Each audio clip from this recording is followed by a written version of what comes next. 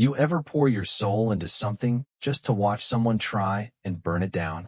Not metaphorically, I mean literally. Because that's exactly what almost happened to me, thanks to one woman with a clipboard and the unchecked power of a 5-letter acronym, HOA. Let me take you back a bit. I'd just left a long, soul-sucking job in the corporate world. Burned out, stressed to the bone, and desperate for something real, something I could build with my own 2 hands. I used the little savings I had to buy a fixer-upper at the edge of a sleepy town. The house wasn't much. The roof sagged, the plumbing moaned like it had ghosts, and the wiring looked like a spaghetti monster had tried its hand at electrical engineering. But I saw potential. Hell, I saw freedom. Every day, I woke up early, tied on my work boots, and tackled something new. I learned everything on the fly: YouTube tutorials, dusty manuals, late-night calls to a retired contractor I met on Craigslist. I patched the roof, replaced pipes, rewired half the place, and refinished every floorboard. It took nearly 3 years, working weekends and evenings, bleeding on that house like it was my war story. But when I finally stepped out onto the deck under the late afternoon sun, I felt something I hadn't felt in years: peace. That deck wasn't just wood and screws. It was Brazilian hardwood, thick-grained and polished to a mirror-like finish. Cost me more than I'd ever admit out loud, but it was worth it. It faced west, caught every sunset, and became my sanctuary after a long day. I grilled on it, napped on it, even slept on it one night after painting fumes drove me out of the bedroom. It was mine. Then came Brenda. Brenda Vytz, Queen Bee of the HOA. She wasn't elected so much as inherited power. No one else wanted the job, and Brenda wanted it more than oxygen. Imagine someone who treats every sidewalk crack like a national emergency and thinks clipboards are a personality. That was Brenda. She had a talent for turning petty into policy. You parked with one wheel over the curb? Fine. Left your trash bins out 30 minutes too long? Warning. Kids left a bike in the driveway. Expect an email. I tried to stay off her radar. I kept the yard tidy, didn't blast music, waved politely when we passed. But I guess that wasn't enough. It started with an email. Subject line screamed like it had a megaphone: HOA violation notice. Apparently, I had committed 2 unforgivable sins. 1, my construction dumpster had overstayed its welcome by 2 days. 2, my contractor's truck had unapproved mud flaps. I kid you not. The flaps didn't have the reflective strip required by some obscure bylaw written in 1996. I stared at that email for a good minute, then laughed. Laughed so hard I nearly spilled my coffee. I thought about replying with a picture of my middle finger, but I was raised better than that. Instead, I ignored it. Big mistake. Because a few days later, disaster came calling. It was a Friday afternoon. The air was dry, the kind of dry that makes your lips crack and your skin itch. I was finishing up some trim work in the living room when I smelled it smoke. Not the kind from a grill or a chimney. This was sharp, acrid, and wrong. I ran to the back window. There, in the woods just beyond my fence, I saw the flicker. A growing fire creeping through the brush like it had a vendetta. My stomach dropped. This wasn't just a little campfire gone rogue. This was the real deal, and it was heading straight for my property. I grabbed my phone, called 911. The operator was calm, professional. Help was on the way, she said. Fire crews were en route. I thanked her, hung up, and grabbed my hose. Not that a garden hose could do much, but it felt better than nothing. Then I waited. 5 minutes passed. I heard sirens, beautiful, glorious sirens. But they didn't get closer.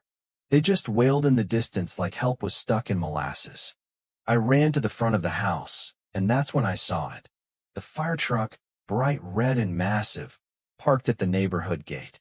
And standing in front of it, arms crossed and clipboard in hand, was Brenda. I couldn't believe it. I blinked, rubbed my eyes, blinked again. But Nosh was really there, blocking the entrance like Gandalf telling the fire truck, "You shall not pass." I ran down the street, waving my arms like a lunatic. As I got closer, I heard the argument. The fire captain, red-faced and trying to stay professional, explaining they had an emergency. Brenda, smug as ever, demanding proof of jurisdiction and pointing to a sign that said, "Authorized vehicles only." "They don't have the proper RFID tags," she said, voice sharp enough to slice bread. "Ma'am," the captain replied, "we're responding to a fire. And I'm responding to unauthorized gate access." I stepped in, panting. "Brenda, what the hell are you doing? My backyard's about to go up in flames." She didn't even look at me. "You should have followed protocol." "Protocol? It's a fire." "Then maybe next time you'll take HOA emails more seriously." That did it. Something in me snapped. I turned and ran home, mind racing. That's when I remembered Jed. Steve, my contractor, had once told me about a guy named Jed who fixes problems the legal system can't touch. At the time, I thought it was a joke. But desperate men do desperate things. I dug through old texts, found the number, and hit call. "Jed here," came the gravelly voice. "I've got a fire coming up on my house, and the HOA blocked the fire truck." "Coordinates." I rattled them off. "You want a Bambi bucket or internal tank drop?" I don't know, man. Just make it rain." "Got it. Stay low." 20 minutes later, the sky thundered. Out from beyond the ridge came a yellow helicopter, old, loud, and glorious. A massive canvas bucket dangled beneath it. The bird dipped into my neighbor's pond, scooped up a bellyful of water, and soared toward the fire. The first drop sent steam exploding into the air. The second smothered half the flames. By the third pass, the fire was dying. I stood there, soaked, shaking, and laughing like a madman. Brenda came running up, shrieking, "This is illegal. You can't call in private aircraft." Jed, hovering just above tree level, leaned out the side window, grinned, and tossed down a can of Bud Light with a note taped to it. "Next one's on you." By the time the city finally overrode the gate system and let the official crews in, the fire was all but out.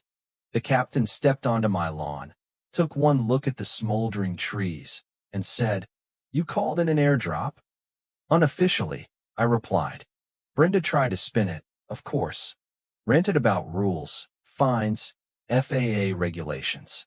The captain listened patiently, then said, "Ma'am, we have body cam footage of you obstructing emergency response. You'll be hearing from us." She went pale.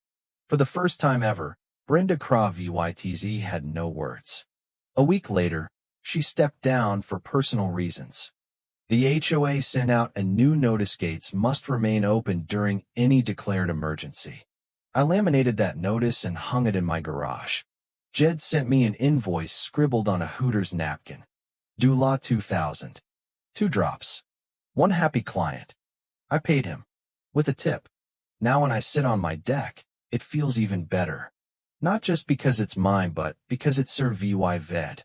Because I stood up. Because when the rules failed, when bureaucracy choked common sense, I flew over it. So if you've got your own Brenda, your own clipboard tyrant trying to control what they didn't build, just remember, sometimes it's okay to break the rules. Especially when they're trying to burn down your home. And if you've ever faced something like this, something absurd, something infuriating, drop it in the comments. Because the more we talk about it, the more we remind folks that power isn't in policy. It's in people standing up for what matters.